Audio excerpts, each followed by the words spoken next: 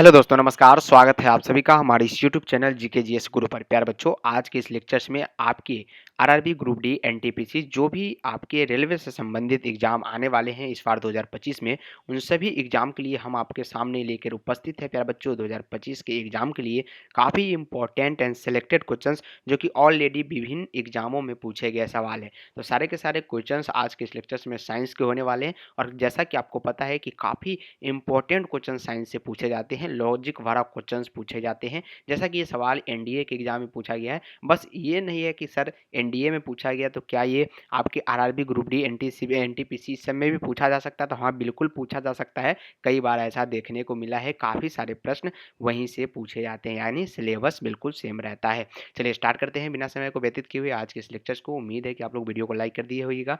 नहीं किए हैं तो फटाफट से एक बार वीडियो को लाइक कर देंगे, चैनल को सब्सक्राइब करके एक बार शेयर करने का प्रयास करें और पहला नंबर सवाल का आंसर कमेंट बॉक्स में देने का आप लोग प्रयास कीजिएगा। जी हाँ, पहला नंबर सवाल प्यारे बच्चों आपसे क्या पूछा जा रहा है कि किसी नाभिकीय रिएक्टर की कार्यविधि में प्रयुक्त मूल वैज्ञानिक सिद्धांत है। जी हाँ, किसी नाभिकीय रिएक्टर के कार्यविधि में जो प्रयुक्त मूल वैज्ञानिक सिद्धांत होते हैं वो क्या होते हैं? नाभिकीय संलयन होता है, नियंत्रक नाभिकीय संलयन, या अनियंत्रित नाभिकीय विखंडन, या अनियंत्रित नाभिकीय विखंडन, सॉरी नियंत्रित नाभिकीय विखंडन। चार ऑप्शन कुछ इसी प्रकार से आपके एग्जाम में दिए जाएंगे। ये वे सारे प्रश्न हैं जो कि ऑलरेडी आपके एग्जाम में पूछे जा चुके हैं। तो नाभिकीय रिएक्टर के कार्यविधि में प्रयुक्त मूल वैज्ञानिक सिद्धांत जो होते हैं, नियंत्रित जो होते हैं नाभिकीय विखंडन इसमें होता है, एक नियंत्रण के रूप में होता है। यानी कुल मिला के option number D correct answer होगा। चलिए दूसरा नंबर सवाल आपकी स्क्रीन के सामने है कि प्रकाश वैद्युत प्रभाव की व्याख्या निम्नलिखित में से किसने की थी? क्या आपको ऐसा लग रहा है कि ये रेलवे से संबंधित है या अलग है? तो बिल्कुल रेलवे से संबंधित प्रश्न है, जैसा कि आपके स्क्रीन के सामने नजर आ रहा है। प्रकाश वैद्युत प्रभाव परिघटना की व्याख्या निम्नलिखित में से किसने की थी? तो ये प्रश्न का जवाब सभी का ऑप्शन नंबर अल्बर्ट आइंस्टाइन आ रहा है, जो कि बिल्कुल option number B correct answer होगा। याद रखिएगा ऑप्शन नंबर बी क्या होंगे प्यारे बच्चों? बिल्कुल इस प्रश्न का राइट आंसर होगा ऑप्शन नंबर बी। चलते हैं अगला नंबर 3 नंबर सवाल आपकी स्क्रीन के सामने क्या पूछा जा रहा है कि यदि एक मुक्त इलेक्ट्रॉन 1 किलोवाट की विभवांतर से गुजरता है तो इलेक्ट्रॉन द्वारा अर्जित ऊर्जा आपसे पूछा जा रहा है। यह अर्जित ऊर्जा जहां भी अगर आपसे पूछा जाए प्यारे बच्चों तो क्या होगा? 3 नंबर सवाल का जवाब बिल्कुल 1.6 गुने 10 के power -16 joule. Option number B correct answer याद रखिएगा। बी प्यारे बच्चों क्या होगा? बिल्कुल इस प्रश्न का राइट आंसर होगा ऑप्शन नंबर बी। जी हाँ, सभी का ऑप्शन नंबर बी आ रहा है। बड़ी खुशी की बात है कि आप लोगों का आंसर जो है बिल्कुल करेक्ट आ रहा है प्यारे बच्चों। ऑप्शन नंबर बी बिल्कुल राइट होगा। अगला है कि 4 नंबर सवाल आपसे पूछा जा रहा है सर कि निम्नलिखित में से कौन एक वैद्युत ऊर्जा को प्रकाश ऊर्जा में रूपांतरित नहीं करती है? जी हाँ, वैद्युत ऊर्जा को प्रकाश ऊर्जा में कौन रूपांतरित नहीं करता? ये 4 नंबर सवाल आपसे पूछा जा रहा है। तो वैद्युत ऊर्जा को प्रकाश ऊर्जा में रूपांतरित नहीं करती है मोमबत्ती, प्रकाश उत्सर्जक डायोड, या लेजर, या टेलीविजन सेट। तो 4 नंबर सवाल जो है काफ़ी इंपॉर्टेंट है और मोमबत्ती याद रखिएगा प्यारे बच्चों। मोमबत्ती जो कि ऑप्शन नंबर ए में नजर आ रहे हैं, सर वैद्युत ऊर्जा को प्रकाश ऊर्जा में रूपांतरित कौन नहीं करती है? तो ये जो है option number A correct answer होगा। ऑप्शन नंबर ए याद रखिएगा। अगला सवाल है कि सर हाल ही में वैज्ञानिकों ने पृथ्वी से अरबों प्रकाश वर्ष दूर विशालकाय ब्लैक होल के विलय का प्रक्षेपण किया। इस प्रक्षेपण का क्या महत्व है ये आपको बताना है। तो प्रक्षेपण का जो महत्व था प्यारे बच्चों वो क्या था? सिंपल सा लैंग्वेज में जाने तो गुरुत्वीय तरंगों का अभिज्ञान हुआ। इससे क्या हुआ? गुरुत्वीय तरंग जो होते हैं उसके बारे में इनको ज्ञान मिला। याद रखिएगा। अगला सवाल प्यारे बच्चों की किसी एसी जनित्र जनरेटर तथा डीसी जनित्र में एक मूलभूत अंतर यह है कि अंतर आपसे पूछा जा रहा है। तो उम्मीद है अगर आप इनके बारे में एसी और डीसी के बारे में जानकारी अगर आप रखते हैं, आपके पास ऐसा जानकारी है, देख सकते हैं ये आईएएस लेवल का क्वेश्चन है। लेकिन आपको ऐसा लग रहा है कि क्या आईएएस में ऐसा सवाल पूछा जाएगा? बिल्कुल पूछा जाता है, नॉर्मल क्वेश्चंस भी पूछे जाते हैं। ऐसा ही नहीं है कि सिर्फ हार्ड ही क्वेश्चंस पूछे जाते हैं। तो ये एसी जनित जनरेटर तथा डीसी जनित्र में एक मूलभूत अंतर यह है। क्या है एक मूलभूत अंतर? कि यह एसी जो होते हैं जनित्र में सर्पी वलय होता है, जबकि डीसी जनित्र में द्विक परविलय होता है। तो ऑप्शन नंबर कुल मिला के बी जो होगा करेक्ट आंसर होगा। निम्नलिखित में परिघटनाओं पर विचार करना है आपको, क्या सही है क्या गलत है। तो पदार्थ अपने चारों ओर के दिक्काल को विकुंचित वार्प करता है। कुल मिला के ऑप्शन नंबर यहाँ पे सी करेक्ट, यानी ऑप्शन नंबर थर्ड करेक्ट होगा। क्या इसका अलग ही ऑप्शन दिया है? हाँ, बिल्कुल दिया है। तो ए और सी यानी 1 और 3 दोनों सही होगा। तो 7 नंबर सवाल का जवाब ऑप्शन नंबर यहाँ पे 1 को भी देखना होगा कि सर प्रकाश गुरुत्वीय द्वारा प्रभावित होता है? हाँ, बिल्कुल होता है। लेकिन ब्रह्मांड लगातार फैल रहा है, ऐसा नहीं है, ब्रह्मांड लगातार फैल नहीं रहा, एक सीमित है। चलिए, 8 नंबर सवाल है सर कि पेयजल में गामा उत्सर्जक समस्थानिक है या नहीं, इसकी पुष्टि निम्नलिखित में से किससे की जा सकती है? तो 8 नंबर सवाल काफ़ी इंपॉर्टेंट और ये प्रस्फुटक गणक याद रखेंगे। ऑप्शन नंबर यहाँ पे सी करेक्ट है। निम्न विकिरण प्रकाशों में से किसमें सर्वाधिक ऊर्जा होती है? निम्न विकिरण प्रकाशों में से किसमें जो है सर्वाधिक ऊर्जा पाई जाती है? तो याद रखेंगे एक्सरे में। एक्सरे में प्यारे बच्चों सर्वाधिक ऊर्जा पाई जाती है। ऑप्शन नंबर बी करेक्ट है। 10 नंबर सवाल आपकी स्क्रीन के सामने है कि सर सूर्य पर ऊर्जा का निर्माण होता है, सूर्य पर ऊर्जा का निर्माण कैसे होता है, ये जरा बता दीजिएगा। देख सकते हैं कहाँ कहाँ ये क्वेश्चंस आपके मेंस प्री सभी में पूछे गए हैं। उत्तराखंड के एग्जाम में भी पूछे गए हैं, राजस्थान सभी एग्जाम में पूछे गए सवाल है। और आप कहीं से भी इस क्वेश्चंस को रेलवे लाइक नहीं मान सकते, ऐसा बिल्कुल भी नहीं है। क्वेश्चंस बिल्कुल इजी है और रेलवे में ऐसा ही प्रश्न ज़्यादातर चॉइस किए जाते हैं। सूर्य पर ऊर्जा का निर्माण होता है, ऐसा सवाल अगर आपसे पूछा जाए तो नाभिकीय संलयन द्वारा याद रखिएगा। नाभिकीय संलयन option number B correct answer होगा। इस प्रश्न का राइट ऑप्शन नंबर बी होगा। तारे अपनी ऊर्जा प्राप्त करते हैं, तारे जो है अपनी ऊर्जा प्राप्त करते हैं नाभिकीय संलयन, गुरुत्वीय संकुचन से, रासायनिक अभिक्रिया से या नाभिकीय विखंडन से।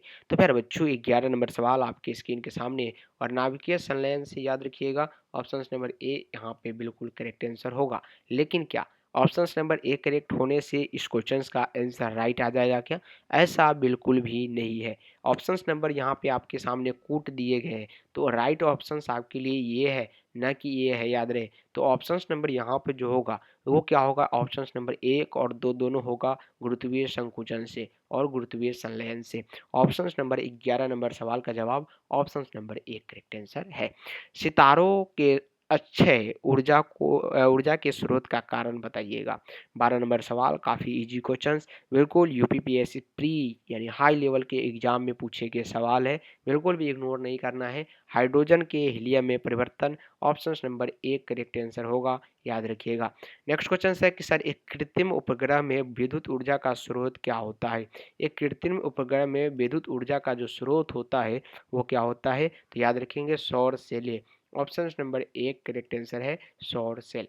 अगला है कि सौर शक्ति उत्पादन के लिए प्रौद्योगिकी के संदर्भ में निम्नलिखित कथनों पर विचार करना है। जी हाँ, निम्नलिखित कथन पर आपको विचार करना है। तो याद रहे वोल्ट यहाँ पे प्रकाश वोल्टीय प्रकाश एक प्रौद्योगिकी है जो कि प्रकाश के विद्युत में प्रत्यक्ष रूपांतरण द्वारा विद्युत जनन करती है, जबकि सौर तापीय प्रकाश की एक प्रौद्योगिकी है जो सूर्य की किरणें का उपयोग ताप जनित करने के लिए करती है। इसका अर्थ है विद्युत जनन प्रक्रिया में उपयोग किया जाता है। ये बिल्कुल करेक्ट होगा। अगला आपके स्क्रीन के सामने केवल एक यहाँ पे याद रखिएगा राइट आंसर है स्टेटमेंट में। नेक्स्ट क्वेश्चन से प्यारे बच्चों की निम्नलिखित में से कौन सा तत्व जो है सोलर सेल में उपयोग किया जाता है? जी हाँ, सोलर सेल में कौन सा तत्व उपयोग किए जाते हैं? इस क्वेश्चन का आंसर तो बिल्कुल आप सभी के सामने होगा कि सर सिलिकॉन, याद रखिएगा इनका उपयोग सोलर सेल में किए जाते हैं। वोल्ट यहाँ पे फोटोवोल्टीय सेल संबंधित है, फोटोवोल्टीय सेल संबंधित है। 16 नंबर सवाल सौर ऊर्जा से संबंधित है, बिल्कुल सभी का option number C correct answer आ रहा है और बिल्कुल आना भी चाहिए। प्रकाश वोल्टीय सेल होते हैं, प्रकाश वोल्टीय सेल सर कैसा होता है ये आपसे पूछा जा रहा है, तो ये सौर सेल होता है। ऑप्शन नंबर ए याद रखिएगा सौर सेल। प्रकाश वोल्टीय सेल क्या होता है? सर सौर सेल होता है। यूरेनियम द्विखंडन के सतत प्रक्रिया को जारी रखने में किस कण की जरूरत होती है? 18 नंबर सवाल है और न्यूट्रॉन की इसमें ज़रूरत होती है। ऑप्शन से नंबर सी करेक्ट है। निम्नलिखित कथनों पर विचार करना है।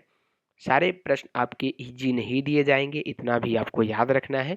और याद रहे ऑप्शन नंबर यहाँ पे 1 और 3 होगा। प्रत्येक विखंडन अभिक्रिया में अपेक्षित अधिक न्यूट्रॉन नियुक्त होते हैं, साथ ही साथ जो है द्रुत न्यूट्रॉन ग्रेफाइट द्वारा धीमे किए जाते हैं।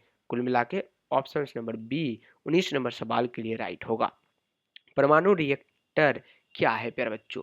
20 नंबर सवाल, परमाणु रिएक्टर सर क्या है, जरा बताइएगा। तो ये आणविक भट्टी है प्यारे बच्चों। क्या है? आणविक भट्टी है, याद रखिएगा। परमाणु रिएक्टर एक प्रकार के आणविक भट्टी है।